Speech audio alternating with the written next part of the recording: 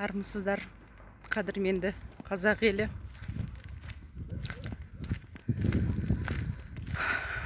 Мына қыз неге түн жарымда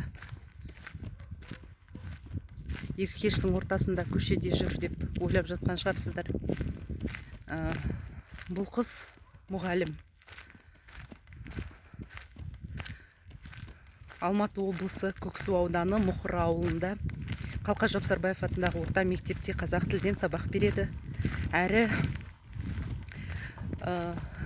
Қазақстан 10 жылдық Қазақстан мектебінде орыс тіл пәнінен сабақ беретін мұғаліммін. Есімім Байболатова Майра Берікқызы. Енді түн жарымда жүруімнің себебі үйіме жалпы ауылда бар Wi-Fi, бірақ үйімде интернет жоқ. Қазір міне өздеріңіз көріп отырғандай күнделік KZ-ке кіру үшін осылай ноутбугымды арқалап осы ауылда тұратын сіңілімнің үйіне барамын. Ол қыз көп балалы ана. Баламен улап шуылдап осылай ноутбугымды арқалап жұмыс жасаймын. Өзге отбасы, өзінің отбасы, ошаққасы, бала шағасы бар, жолдасы бар. Мен барып біреудің отбасына отырып жұмыс жасағаным, берекесін алғаным әрине дұрыс емес. Бірақ амал нешік, үйде интернет жоқ болған соң, ауылымда Wi-Fi жоқ болған соң, осылай жүруіме тура келеді. Және бұл осы қашықтықтан оқытуға байланысты, осы форматқа көшуге байланысты. Осы бірінші күн емес, міне бүгін екінші күн. Екінші күннің өзінде біреудің үйіне барып жұмыс жасау өте қиын. Соткамның күш қуаты жетпейді күнделік KZ-ке кіру үшін. Сондықтан